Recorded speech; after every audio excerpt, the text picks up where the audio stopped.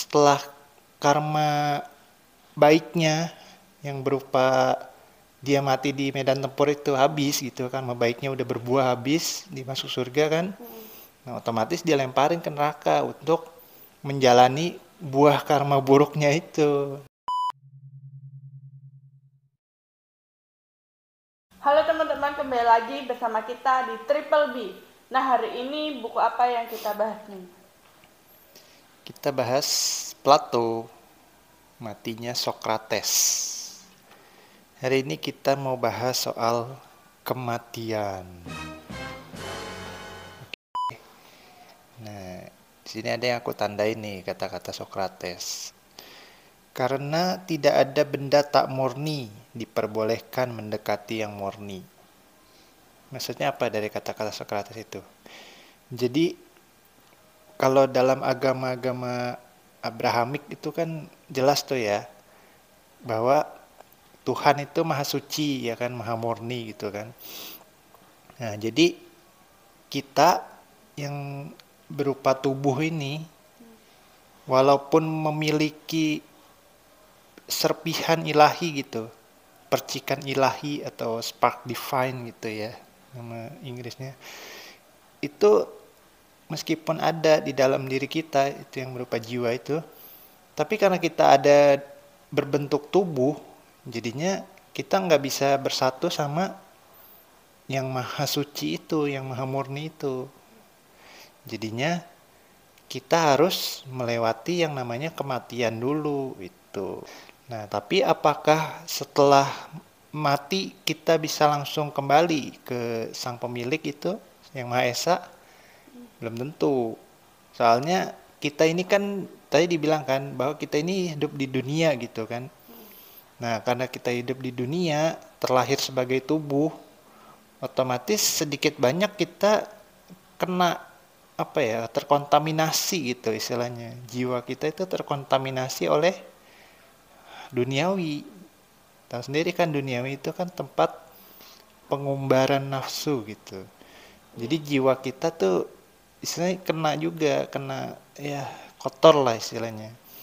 Makanya harus dimurnikan lagi. Istilahnya kalau kayak emas mah kan dibakar dulu kan sampai merah, baru yang emas yang murninya itu keluar gitu ya kan. Sama jiwa kita juga kayak gitu. Jadi jiwa kita yang udah terkena kontaminasi dunia ini, kita harus dibakar dulu di api penyucian, itulah yang namanya neraka gitu. Harus dibakar di api penyucian, barulah setelah habis istilahnya, istilah habis kotorannya gitu, baru bisa kembali ke yang maha suci itu tadi, yang maha murni. Apa ibarat kita kan nggak tahu kan dalam kehidupan ini gitu, kita mau masuk surga atau neraka gitu. Dan yang tadi bilang kan, kita harus dimurnikan dulu gitu, ibarat kayak gitu kan. Baru kembali lagi ke Yang maha suci ya. iya. Nah, apa itu mungkin gitu? Langsung kembali ke ibaratnya udah dimurnikan dulu langsung kembali ke maha suci itu tadi. Iya, jadi Apa enggak langsung di itu terus gitu? enggak. Jadi kalau ini sih asumsi ya, asumsi dari aku ya. Kan nggak tahu juga kan yang di sananya, Kak. Kita harus ngalami beneran kalau emang harus mau tahu mah. Ya asumsi aku ya seperti itu. Jadi kalau jiwa yang udah dimurnikan itu bisa kembali lagi ke sang pemilik itu. Itu kan emang asalnya dari dia kan, percikan ilahi itu adalah jiwa kita. Itu asalnya dari dia dan suatu saat pasti harus kembali ke dia gitu. Makanya selama masih kotor itu harus dimurnikan dulu. Karena itulah yang terjadi kelahiran yang berulang-ulang itu loh. Dalam agama Buddha kan jelas kan. Kelahiran yang berulang-ulang, mati, lahir, tua, sakit, mati gitu. Siklus kehidupan itu untuk memurnikan jiwa kita. Nah, kita lahir itu bukan dalam bentuk manusia aja soalnya. Kita siklus kehidupan itu bisa jadi lahir sebagai hantu atau sebagai dewa. Nah, kalau kita lahir sebagai dewa pun itu masih dalam siklus kehidupan itu loh. Jadi dewa itu masih terlahir dan masih bisa mati gitu, walaupun emang waktunya tuh berbeda dari manusia gitu. Misalkan satu malam di alam dewa apa gitu, itu bisa berapa ribu tahun di alam manusia gitu. Itu perbandingannya gitu. Jadi walaupun kita terlahir sebagai dewa, nah kita masih tetap memiliki siklus kehidupan. Jadi jiwanya dewa itu tetap masih belum bisa kembali ke yang maha suci itu loh. Yang maha suci itu yang nggak terbentuk, nggak berbentuk, nggak berwujud, tidak dilahirkan, alfa dan omega itu loh, yang tak berakhir dan tak berawal itu. Itu yang maha murni itu. Ya walaupun udah dewa, tetap masih belum bisa kembali ke sang maha murni. Makanya itu dia masih bisa mati, dan kalau mati, istilahnya itu karma baiknya itu udah habis tuh di alam dewa tuh. Dia bisa mati, lahir lagi di alam manapun. Bisa jadi dia jadi manusia, atau selama jadi dewa mungkin bisa jadi, kalau emang dewanya kurang bener gitu ya, bisa jadi binatang atau asura atau hantu gitu. Nah yang paling parah kalau kelahirannya itu sebagai di alam yang tidak berbahagia tuh, kayak hantu atau asura, binatang gitu. Itu adalah penyucian yang benar-benar penyucian tuh. Jadi kita tuh benar-benar dimurnikan karena karma buruk kita tuh yang banyak. Sama ceritanya kayak Mahabharata, tau kan? Itu kan perang antara Kurawa sama Pandawa sama Kurawa ya. Nah di akhir-akhir itu kan ada ceritanya yang Kurawanya, si penjahatnya itu malah yang masuk surga kan. Si Pandawanya itu yang malah masuk neraka akhir tuh. Nah tapi karena karma buruknya Kurawa itu lebih besar dari karma baiknya, makanya dia masuk surga tapi cuma sebentar. Habis itu dilemparin ke neraka. Sedangkan si Pandawa itu kan karma baiknya lebih besar. Jadi dia tuh masuk neraka sebentar untuk dimurnikan doang tuh istilahnya. Kayak tadi tuh. Setelah itu baru dia masuk surga. Tapi kenapa? Pertanyaannya kenapa si Kurawa bisa masuk surga gitu kan? Padahal dia kan dosanya besar gitu ya kan? Karena itu karmanya. Nah, kayak tadi kan, karena karmanya ada sedikit, itu kan istilahnya kalau di budaya manapun, kesatria yang mati di medan tempur itu udah dijamin masuk surga gitu kan. Kayak di budaya Viking itu ada setiap apa yang mati di medan tempur itu bisa masuk ke Valhalla itu kan. Terus kalau di budaya Islam juga ada kan yang namanya jihad itu kan. Kalau mati di medan tempur membela Islam itu pasti masuk surga gitu. Nah, di budaya Hindu juga begitu. Jadi Kurawa itu kan dia mati di medan tempur kan. Otomatis ya yang Widi itu nggak bakal mengingkari janji gitu kan. Emang dia masuk ke surga bener, tapi sementara doang karena karma buruknya itu yang besar. Jadi setelah karma baiknya yang berupa dia mati di medan tempur itu habis gitu, karma baiknya udah berbuah habis, dia masuk surga kan. Nah, otomatis dia lemparin ke neraka untuk menjalani buah karma buruknya itu. Nah, sedangkan Pandawa karena dia lebih banyak karma baiknya dan karma buruknya dikit, yaitu dimurnikan dulu, setelah itu baru dia masuk ke surga itu tadi.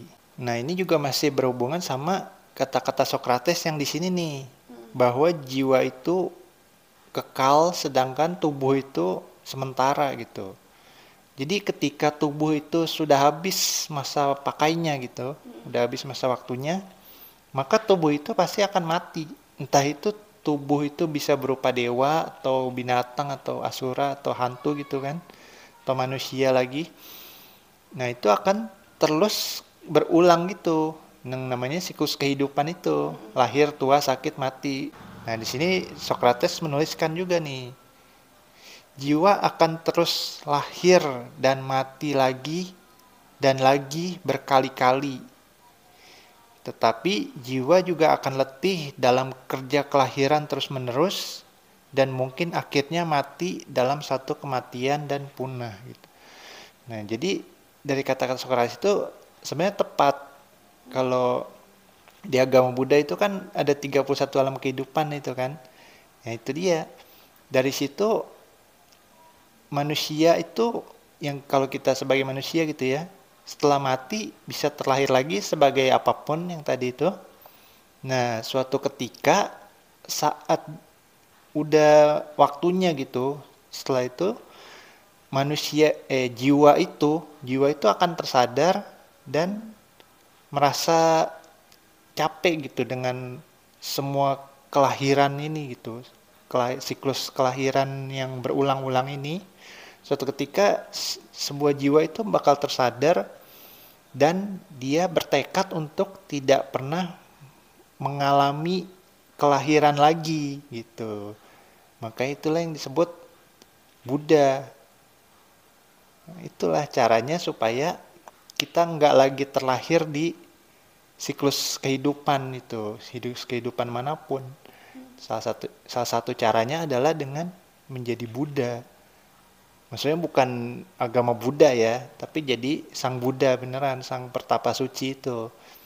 Dengan begitu, seorang Buddha itu kan setelah habis tubuhnya, jiwanya udah nggak kemana-mana lagi. Jiwanya itu udah parinibbana namanya, udah hilang. Istilahnya kalau kayak nyala api itu, nyala api kan kalau ditiup kan hilang apinya, bukan asap ya. Asap itu cuma residu pembakaran dari sumbu. Kalau apinya itu lenyap ya kan, nggak ada jadi apa-apa gitu. Nah itulah, kalau sang Buddha udah parinibbana, jiwanya itu udah hilang gitu, udah kembali bersatu dengan Sang Maha Kuasa. Ada nih di Dhammapada nih, ini aku baca ini ya. Dhammapada 153 dan 154. Ini adalah kata-kata kemenangan Sang Buddha ketika Sang Buddha sudah mencapai penerangan sempurna. Nih, aku bacain. Dengan melalui banyak kelahiran, aku telah mengembara dalam samsara, terus mencari, namun tidak kutemukan pembuat rumah ini.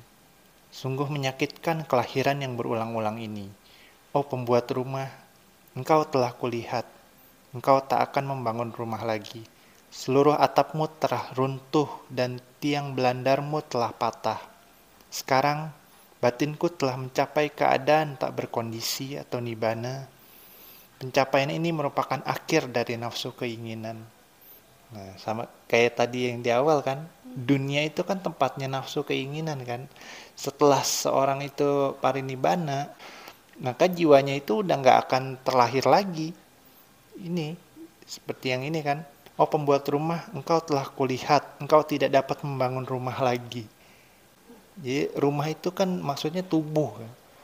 Meskipun itu tubuh berupa dewa ataupun berupa binatang atau apapun itu yang makhluk atau makhluk-makhluk yang tidak terlihat itu tetap berupa tubuh, itu masih bisa kelahiran dan kematian lagi.